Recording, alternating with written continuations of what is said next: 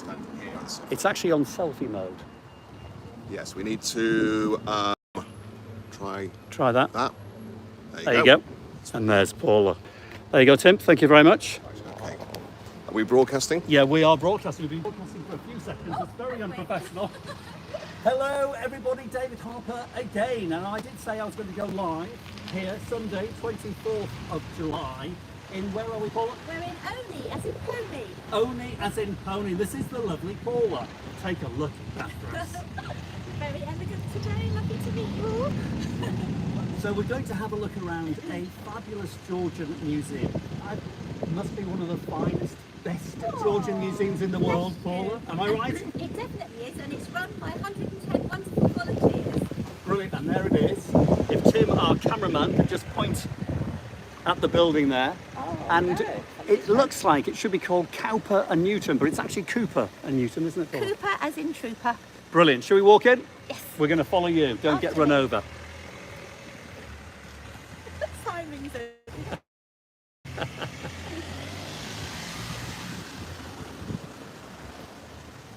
Now, we were worried it was going to rain today. Look at the weather. Honestly. Did you organise it? Brilliant. Go on, Tim. We'll let Tim catch up. Welcome to the museum. Thank you very much. And a private event, because I'm giving a talk today all about Georgians. So from my book, A Romp with the Georgians, we're going romping. So come inside. We'll have a romp. Hello. Hello. Welcome. This is Anne. Anne looks after our shop for us. Hello. Welcome. Hello, Anne. They're very nice. And do you always dress like this, Anne, out of interest? No. You don't? I'm very disappointed. And here are my books, which will be sold today at a discounted rate and signed as well, which will devalue them, obviously. So this is the shop. Yes, it is. Yeah. Yes. Come on then, show us something interesting. We're going to go through to the courtyard. Courtyard. And here you will meet lots of my volunteers. So, Right. I'm going to introduce you to the chairman of the museum first. We'll give you a quick potted history. One moment, follow me.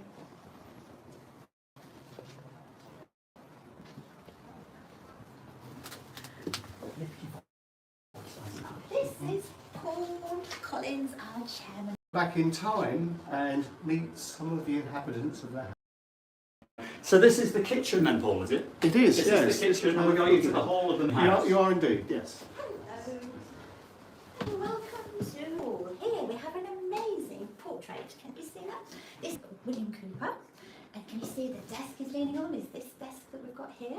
But what's even more fascinating, the original of this is in the National Portrait Gallery, and we have the original frame. You can see there's two hinges, one here, one at the top. When we opened it up, we found this family tree hiding behind it. This is our William Cooper. Through his mother's line of various ladies called Catherine, he's related to Mary Boleyn. There's Henry VIII and Anne Boleyn. So, interesting gentlemen. And this is the original This hall. is the hall. And let me show the viewers something which is absolutely fascinating, the sedan chair. So if you're a gentleman of the period George III, 1760-ish, around that sort of period, you of course would travel around in your sedan chair. You'd have to have a servant, or two in actual fact, minimum, to carry you. So you'd jump in your sedan chair, and then your servants would carry you around town, keeping your nice big wig, like lovely Paula's here, dry and safe. So this is the hallway. This is the hallway. Interesting, the door is constantly locked. It has been since William Cooper's day because he had pet hares. One escaped up the high street, long story, but since then Cooper had that door locked permanently, and even Lord Dartmouth had to come through the back door. So we make all our visitors come through the back door, even today. So the front door of the house has been locked for what, 250 years? 250 years, yes. 250 years. To our American viewers, that's 250 years. Almost going back to the time when America was Wow. part of our empire. Fascinating. Don't you think we should have it back? No. No! We've still got the door locked. Right, now we're going into the parlour. And hello. Hello and welcome to the parlour where William Cooper and his companion Mrs. Unwin spent most of their time. But I just want you to have a look at this lovely piece of furniture, which I'm sure David will tell us more about, because this has a little story around it. William Cowper was a well-known, well, became a very famous poet. But like all poets, he had a bit of writer's block. And one day, his friend, Lady Austen, came to visit him and said, "What are you writing at the moment, William?" And he said, "Mr. Cowper." And he said, "I can't think of anything." And she said, "Don't be silly, you can write about anything. You could even write about this sofa." And so he did. 6 volumes later, Brilliant. he did really, really well. And some of the language in there, you may be more familiar with it than you think. Variety is the very spice of life, was one. Written on this sofa. About this sofa. Yes, I'm Isn't not that sure it's- wonderful? yes. Oh, it's actually a day bed, isn't it? So I reckon he had lots of snoozing going on here, because this will recline. So there's the original carved oak, barley twist. Lovely thing with probably original came back, and the action will tilt back.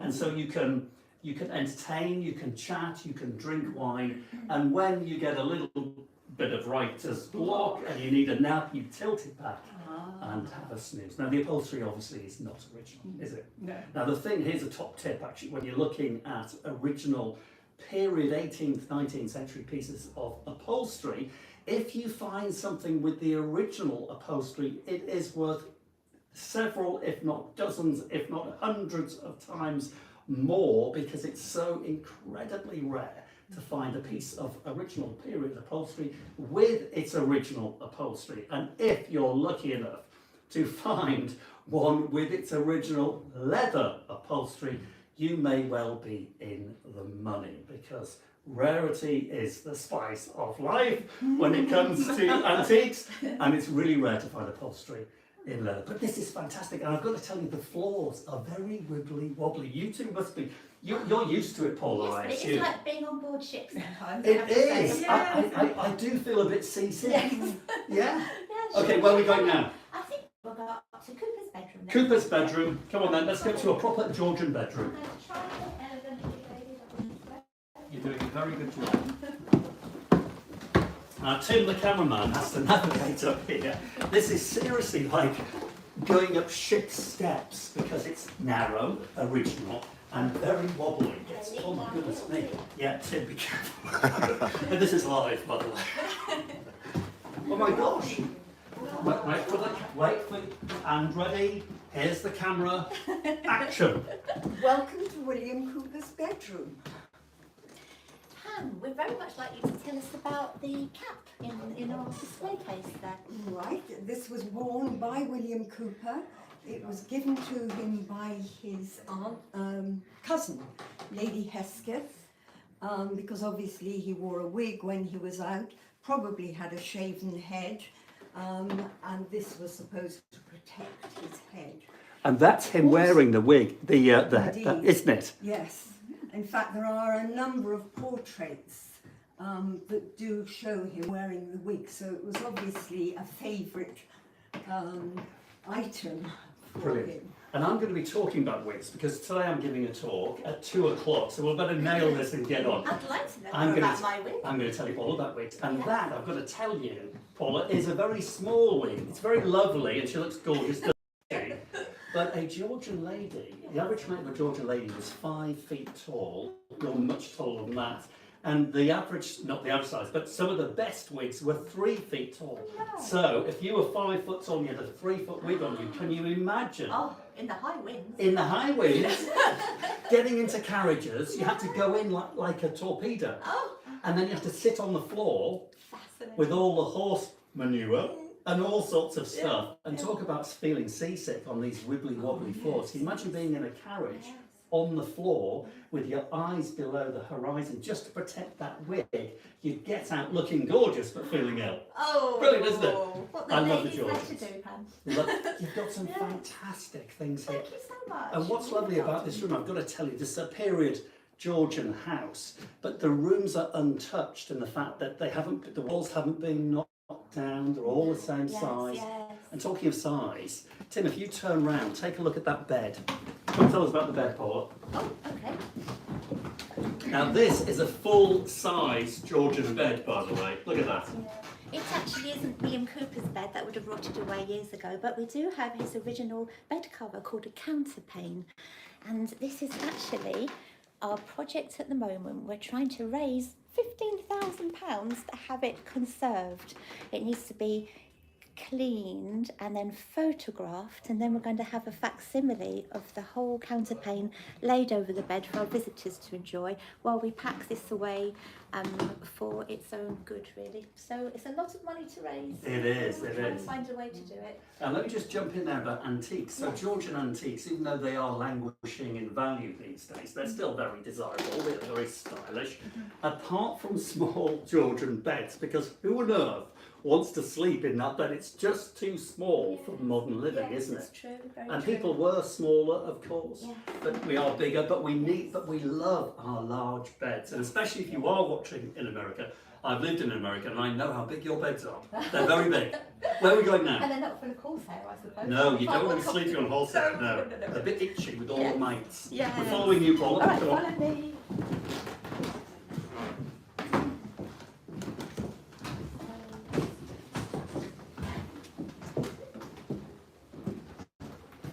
Can you feel the floor, Tim? It's seriously. Luckily, I'm an expert on this floor. Well, are you? Oh, God. I've done it a few times. I'd like to take you to the gardens next. Oh, let's go to the gardens. This is where I'm going to give my talk, so don't switch off. Come and see my little talking area. The gardens are beautiful. And these are original laid out Georgian gardens. Yes, they are. I don't stand on your skirt. Plants in the garden from the 18th century. Oh, lovely. Oh, she's tearing off. Paula, not so quick. Oh, Sorry, Tim. I'm desperate to get to the garden. Sorry about that. This is the courtyard. Behind us is the viper barn, where William Cooper's cat caught a viper, and Cooper being Cooper killed it with a hoe and wrote a poem about it called the Colubriad. So do have a read. So these are the original laid out Georgian gardens. Yes, they are. Well, the first garden belonged to William Cooper, Yeah. and the second garden belonged to his apothecary, and he was allowed to use the summer house within the apothecary. He was allowed to use the summer house, which was the apothecary, and to write his letters and poetry. So Beautiful. that's in the second garden. Let's go and show you.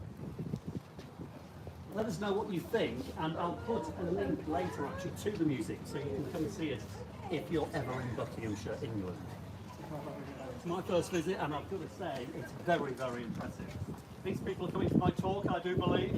Oh yes, I hope you speak up well. I will be I'm a speaking. true thespian. I'm a true thespian, there's no doubt about Once more that. onto the This- breach, this dear pub friends. Once Was in more. the marketplace in We'll Cooper's. close the wall Oh, up right. with our English dead. There's nothing comes to man. Oh, I think he wants to take over my show. Yeah. Gauges and costuming. Lovely.